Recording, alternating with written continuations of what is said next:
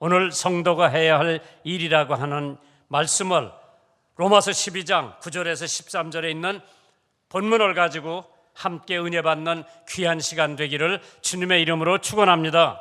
저는 로마서 12장을 가장 잘 애독을 하고 좋아하는 장 중에 하나입니다. 시편 1편, 23편, 고린도전서 13장, 로마서 8장, 요한복음 15장, 이러한 것은 제가 신방 갈 때나 새로 사람들한테 전도할 때에 많이 읽으면서 많이 애독하는 성경 말씀입니다.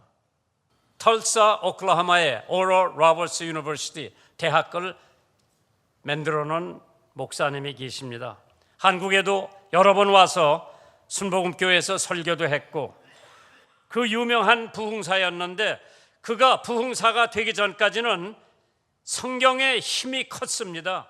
그는 유명한 운동선수로서 또 목사의 아들로 태어나가지고 제대로 신앙생활을 하지 못하고 탈선한 생활을 하고 있었을 때에 그러다가 어느 날 운동장에 쓰러져서 각혈을 합니다.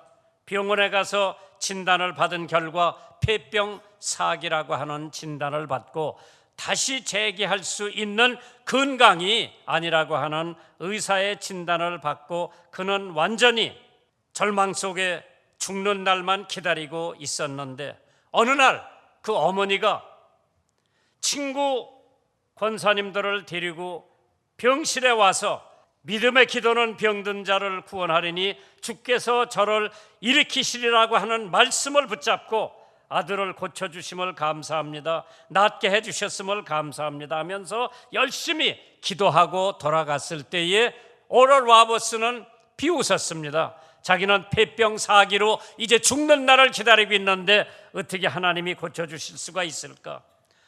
그러고 있는 그가 갑자기 기도하고 싶은 생각이 들었습니다. 그래서 그는 기도를 시작합니다.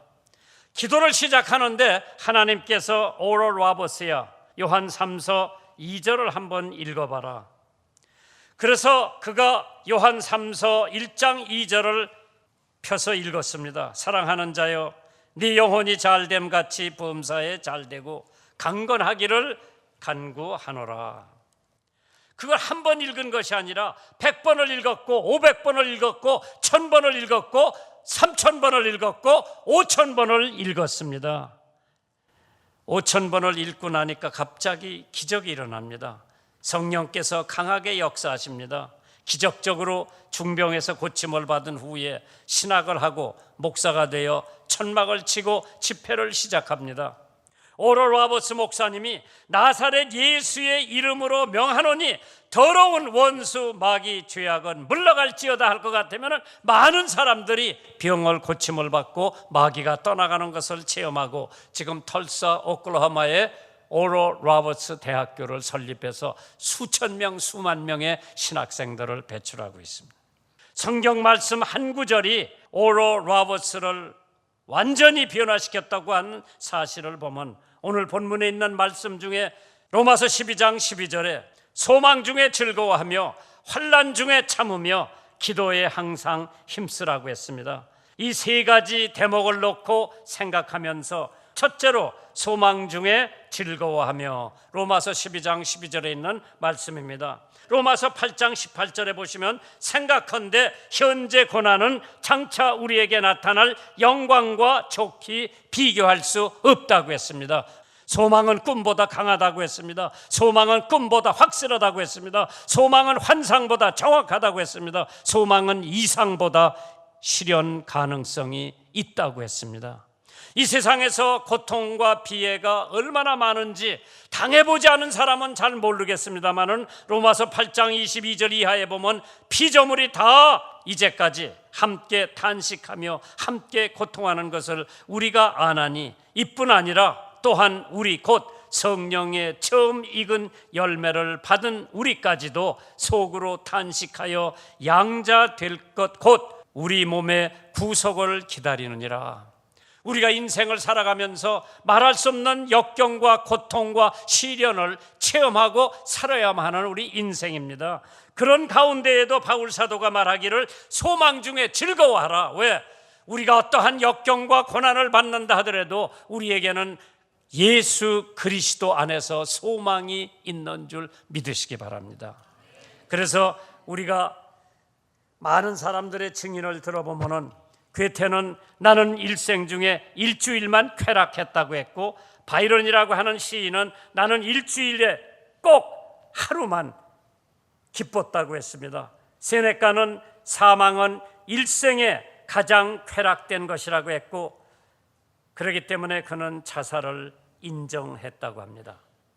지금은 문명국일수록 자살률이 높은데 현재 대한민국은 OECD 국가 중에서 12년째 자살률 1위로 차지하고 있습니다. 오늘 아침 새벽 4시에 내가 뉴스를 보니까 똑같은 얘기가 나오더라고요. OECD 국가 중에서 대한민국은 12해 동안 12년 동안 자살률 1호였습니다. 1등이었습니다.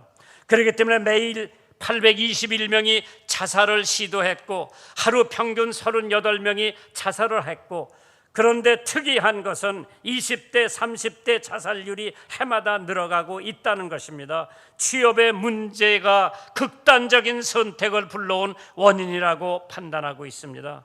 또한 포토 사이트에 SNS에 온라인을 통해서 동반 자살 모의가 공공연하게 이루어지고 있으나 관련 규정이 없어 제재가 어려움을 겪고 있다고 합니다. 자살을 거꾸로 하면 뭐지요? 살자요. 자살을 거꾸로 해보면 살자. 주님이 주신 생명을 귀하게 여기면서 우리의 삶을 감사함으로 살아가기를 주님께서 원하시고 계시기 때문에 자살보다는 살자가 더 나을 겁니다. 어떠한 역경과 고통이 나에게 닥쳐온다 하더라도 하나님을 의지하고 소망을 가지고 우리는 살 수 있는 줄 믿으시기 바랍니다. 기독교는 환희의 종교입니다. 오늘 빌립보서 4장 중에 13번이나 환희의 구절이 나타납니다. 주 안에서 항상 기뻐하라. 내가 다시 말하노니 기뻐하라. 바울은 옥중에서 비에 차고 있는 것이 아니라 임종까지 환희에 차 있었습니다. 주 안에서라고 하는 말씀이 42번이나 나옵니다. 주 안에서 정죄함이 없으니 우리는 즐거워해야 됩니다. 내가 만일 유교를 믿었다면 유교에 가리키는 것이 인의 예지지요. 어질고 의롭고 예의를 지킬 줄 알면 지혜가 있고 그 지혜가 나를 구원을 해줄 수가 있다고 믿는 것이 유교입니다.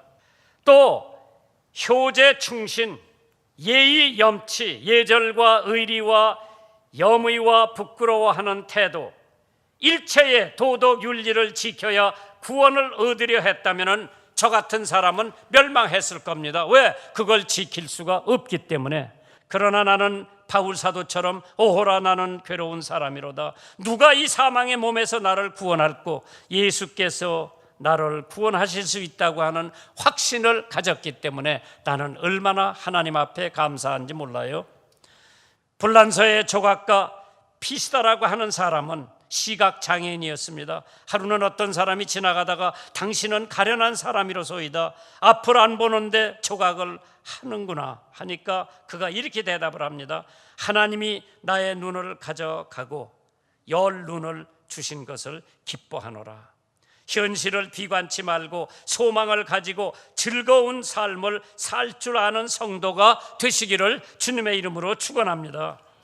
없는 것을 불평 말고 있는 것을 감사하면 건강한 삼남매, 건강한 아내, 좋은 일터, 좋은 동역자, 좋은 교회, 좋은 나라, 얼마나 기쁨이 넘칠까. 소망을 가지고 즐거워하며 사시기를 주님의 이름으로 축원합니다. 오늘은 좀 어렵고 힘들더라도, 나에게 고통이 닥쳐온다 하더라도 우리는 예수 그리스도 안에서 소망을 가지고 살면 하나님의 언약의 소망을 가지고 사시기를 주님의 이름으로 축원합니다. 히브리서 6장 17절에 하나님은 약속을 기업으로 받는 자들에게 그 뜻이 변치 아니함을 충분히 나타내시려고 그 일에 맹세로 보증하셨다고 했습니다. 속일 수 없는 하나님 공의의 말씀, 잊을 줄 모르는 하나님의 인자, 변할 줄 모르는 하나님의 진리, 성취할 수 있는 그의 능력, 이 네 가지의 언약을 믿고 소망 중에 즐거워하며 사시기를 주님의 이름으로 축원합니다. 소망이란 앞으로 달려가는 것이지 뒤를 돌아다보고 달려가는 것이 아닙니다. 예수께서 부활하심으로써 미래에 대한 보증이 되셨다고 하는 성경 말씀은 앞으로 향하여 전진하는 소망의 보증이 되셨다고 하는 것입니다. 좋은 강철을 만들려면 뜨거운 용광로를 거쳐야 됩니다. 좋은 포도주가 되려면 포도송이들이 여지없이 짓밟혀야 됩니다. 그래야 좋은 포도주가 나오는 법입니다. 소망은 모든 고통을 이깁니다. 그래서 어두움을 광명이 되게 합니다. 기독교에서는 이것을 부활의 신앙이라고 말하고 있습니다. 날마다 낳고 죽고 결혼하고 헤어지고 먹고 싸우고 세상은 그렇게 흘러갑니다. 여기에만 붙들려 사는 인간은 머지않아 자기 인생을 송두리째 뺏기고 살게 될 겁니다. 흔들리지 않는 나라에 사는 인간은 멀리 내다보고 넓게 바라봅니다. 적어도 100년쯤 내다보고 삽니다.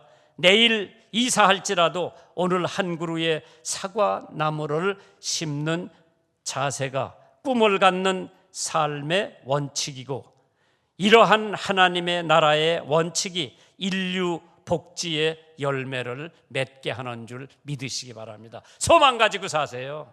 왜 좌절합니까? 왜 소망이 없다고 생각을 합니까? 내가 9년 동안 미국에서 유학을 하면서 집에 전화 한 번 못 걸고, 또 요새는 뭐 엄마가 시딱하면 딸 보러 뭐 유학생 보러 가더라. 그때는 우리 엄마나 우리 가족이 와본 적도 없고, 그 9년을 지나면서 내가 공부를 다 끝마치면 한국에 돌아간다고 하는 그 소망 하나 가지고 9년이라고 하는 세월 하루같이 지냈어요. 소망이 그렇게 귀한 겁니다. 환난 중에 참으라 그랬어요. 히브리서 10장 36절에 너희에게 인내가 필요하면 너희가 하나님의 뜻을 향한 후에 약속을 받기 위함이라고 그랬어요. 요한계시록 3장 10절에 네가 나의 인내의 말씀을 지켰은즉 내가 또한 너를 지키어 시험을 들을 때 면하게 하리니 이는 장차 온 세상이 임하여 땅에 거하는 자들을 시험할 때라고 했습니다. 그냥 참는 것도 어려운데 환난 중에 참는 게 얼마나 어렵습니까? 우리 한국 사람들처럼 참을성이 적은 사람도 드물 겁니다. 기다리는 것을 아주 싫어하는 사람들이 우리 한국 사람들이죠. 그렇기 때문에 새치기 문화가 우리나라에 얼마나 정착이 많이 됐는지 모르지요. 환난 중에 참으라고 했습니다. 인내로 성공한 사람들을 보면 깁슨이라고 하는 사람은 초등학교 4학년 때 낙제, 그러나 인내로 노력한 결과 세계적인 천문학자가 됐지요. 아브라함 링컨 선거에 7번이나 낙선의 고배를 마셨습니다. 그리고 난 뒤에 미국의 16대 대통령이 됐습니다. 바비 케네디, 존 케네디 동생이지요. 1학년 때 낙제를 했습니다. 그러나 인내 끝에 미국 법무장관이 됐지요. 디모데후서 4장 7절에 내가 선한 싸움을 싸우고 나의 달려갈 길을 마치고 믿음을 지켰으니 이제 후로 나를 위하여 의의 면류관이 예비되었는데, 나뿐만 아니라 예수님 재림을 기다리는 모든 사람들에게 의의 면류관이 예비된 줄 믿고 환난 중에 참으시기를 주님의 이름으로 축원합니다. 밤이 어두우면 어두울수록 별은 빛납니다. 폭풍이 지나간 바다에는 잔잔해집니다. 그렇기 때문에 마태복음 5장 39절에 나는 너에게 이르노니 악한 자를 대적하지 말라. 누구든지 내 오른뺨을 치거든 왼뺨도 돌려대며 또 너를 송사하여 속옷을 가지고자 하는 자에게 겉옷까지도 가져가게 하며 또 누구든지 너로 억지로 오리를 가게 하거든 그 사람과 심리를 동행하고 내게 구하는 자에게 주며 내게 구고자 하는 자에게 거절하지 말아라. 환난 중에 참으라 그랬습니다. 환난이 있어야 신앙에 잠들지 않게 됩니다. 고린도전서 15장 34절에 깨어 의를 행하고 죄를 짓지 말라. 하나님을 알지 못하는 자가 있기로 내가 너희를 부끄럽게 하기 위하여 말하노라. 그러므로 우리는 다른 이들과 같이 자지 말고 오직 깨어 근신할지어다. 환난 중에 참으라고 그랬습니다. 자다가 깰 때라고 그랬죠. 오순절의 역사도 기다리는 데서 이루어졌습니다. 사도행전 1장 4절에 사도와 같이 모이사 저희에게 분부하여 가라사대 예루살렘을 떠나지 말고 내게 들은 바 아버지의 약속하신 것을 기다리라고 그랬습니다. 환난 중에 참으라고 그랬습니다. 어떤 땐 남편이 미워서 그냥 쏟아붓고 싶은 생각, 애들 다 내버려두고 도망가고 싶은 생각도 날 수가 있을 겁니다. 그러나 참고 기다리라고 그랬어요. 환난 중에 참고 기다리라고 그랬습니다.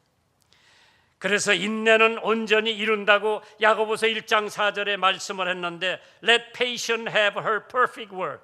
인내로 하여금 그의 작업을 완성케 하라고 했습니다. 잘 참다가 중간에 포기를 하면은 그동안의 인내는 물거품이 됩니다. 작은 배에 큰 돛이 짐은 아닙니다. 작은 새의 큰 날개가 짐이 되질 않습니다. 인내도 그와 같은 것이라고 했습니다. 세 번째로 기도에 항상 힘쓰라고 그랬습니다. 기도는 쉽게 되는 것이 아닙니다. 기도처럼 쉬우면서도 어려운 것이 없습니다. 로마서 12장 12절에 소망 중에 즐거워하며 환난 중에 참으며 기도에 항상 힘쓰라고 그랬습니다. 시편 145편 18절에 여호와께서 자기에게 간구하는 모든 자, 곧 진실하게 간구하는 모든 자에게 가까이 하신다고 했습니다. 힘쓴 기도의 결과, 이사야서 38장에 히스기야라고 하는 왕이 있었습니다.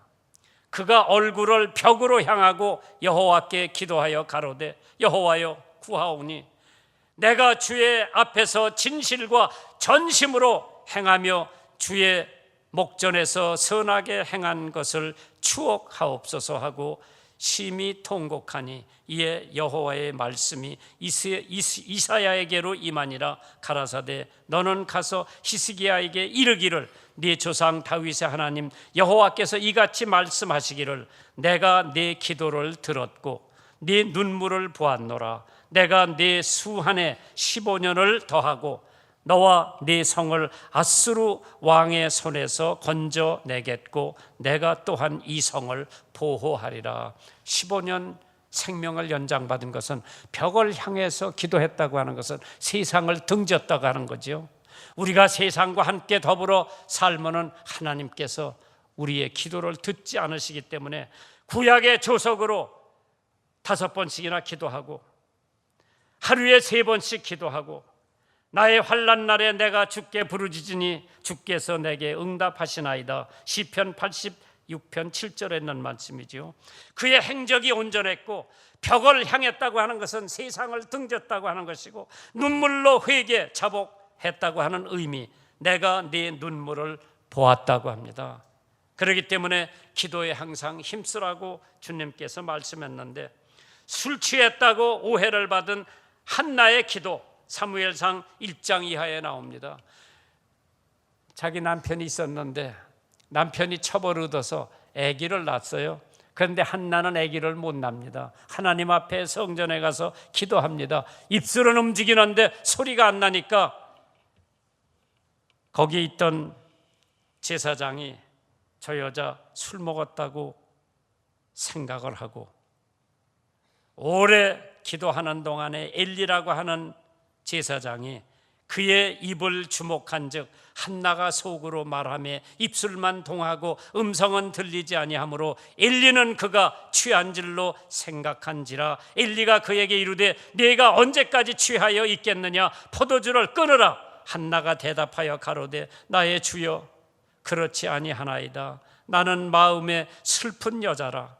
포도주나 독주를 마신 것이 아니요 여호와 앞에 나의 심정을 통한 것뿐이오니 당신의 여종을 악한 여자로 여기지 마옵소서. 내가 지금까지 말한 것은 나의 원통함을 격동됨이 많음을 인함이니이다. 얼마나 애를 못 낳아가지고 그 첩한테 무시함을 당하고 남편한테 무시함을 당하는 한나가 성전에 가서 하나님 앞에 통곡하고 기도하니까 하나님께서 그에게 사무엘이라고 하는 아들을 줘서 후에 위대한 선지자가 됩니다. 쉬지 말고 기도하라. 힘써서 기도하라. 감옥소에서 기적을 바울과 실라가 체험합니다. 사도행전 16장에 나오죠. 잠을 깨우는 베드로 체험 사도행전 12장에 나옵니다. 베드로가 감옥소에 갇혀 있죠. 네 겹으로 군인들이 지키고 있는데 자고 있는 베드로를 깹니다. 첫째 문이 열리지요. 둘째 문이 열리지요. 그 지키던 군인들이 다 졸고 있었죠. 베드로가 어딜 갈까? 요한의 집을 갑니다. 여자들이 모여서 기도를 하고 있습니다. 문을 두들기니까 로다라고 하는 하인 여인 나옵니다. 여자아이가 나옵니다. 문 열어라, 나 베드로다. 그러니까 이 여자가 문 열 생각을 하지 않고 들어가서 기도하는 사람들에게 베드로가 와 있다 그러니까 너 미쳤다고, 그의 혼을 본 거라고. 다시 문 두들기는 소리가 나니까 이 사람들 가보니까 베드로가 감옥소에서 살아나왔어요. 어떤 땐 기도하면서도 믿지 않는 사람들이 덜어 있어. 기도하면 믿고 기도하세요. 하나님께서 반드시 응답해 주신다고 하는 것을 믿고 기도하세요. 하나님이 역사하실 겁니다. 기도만이 하늘의 보좌를 움직일 수 있다고 했죠. 시편 145편 18절에 여호와께 자기에게 간구하는 모든 자, 곧 진실하게 간구하는 모든 자에게 가까이 하신다고 했습니다. 존 낙스 장로교 목사님이에요. 스코틀랜드가 천주교였었어요. 그래서 스코틀랜드에 마리아라고 하는 여왕이 있었죠. 제일 싫어하는 게 존 낙스였었어요.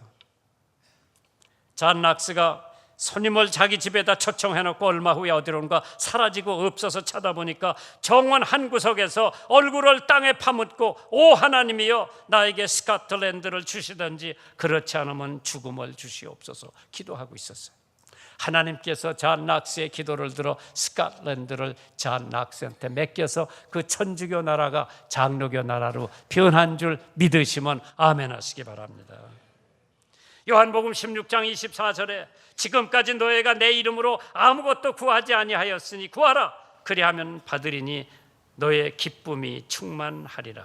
하나님과 인간 사이에는 변하지 않는 약속이 있습니다. 그것은 누구든지 예수 그리스도의 이름으로 구하면 그대로 이루어 주시겠다고 하는 하나님의 약속입니다.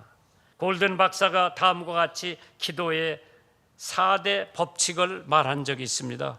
기도는 예수님의 이름으로 해야 응답이 된다고 그랬죠. 기도는 마음과 습관이 생활에 있어서 예수와 완전하게 일치되어야 한다고 했습니다. 우리 생활이 예수님의 생활과 일치될 때에 나의 기도가 응답되는 줄 믿으시기 바랍니다. 세 번째가 기도는 성경의 가르침과 조화가 되어야 됩니다. 성경 바깥에 있는 기도는 하나님께서 이루어 주셔야 할 의무를 느끼지 않습니다. 네 번째로 기도는 현실적이고 단순하고 명확하고 그에 대한 확신을 갖고 기도해야 한다고 했습니다.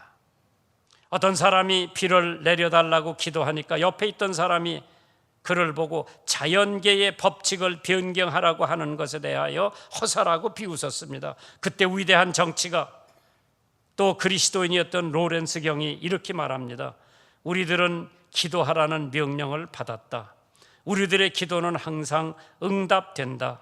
우리는 이 사실을 만족하게 여긴다.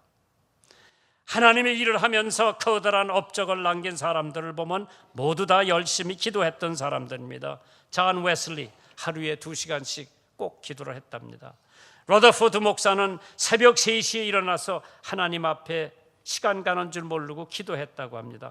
플래처라고 하는 목사님은 자신의 기도 소리 때문에 벽이 울릴 정도였다고 합니다. 또한 훌륭한 선교사들의 모두 한결같이 열심히 기도한 사람들이 큰 업적을 남긴 줄 믿으시면 아멘 하시기 바랍니다. 이렇게 모든 이들에게 커다란 영향을 줄 수 있었던 것은 그들의 일이나 행동 때문이 아니라 그들의 기도 생활로서 성도의 임무를 수행했기 때문입니다. 설교의 사역도 중요하고 찬양의 사역도 중요하지만 이 세상에 알려진 많은 사람들은 기도의 사람이었습니다. 힘써 기도하세요. 하나님이 응답해 주실 줄 믿습니다.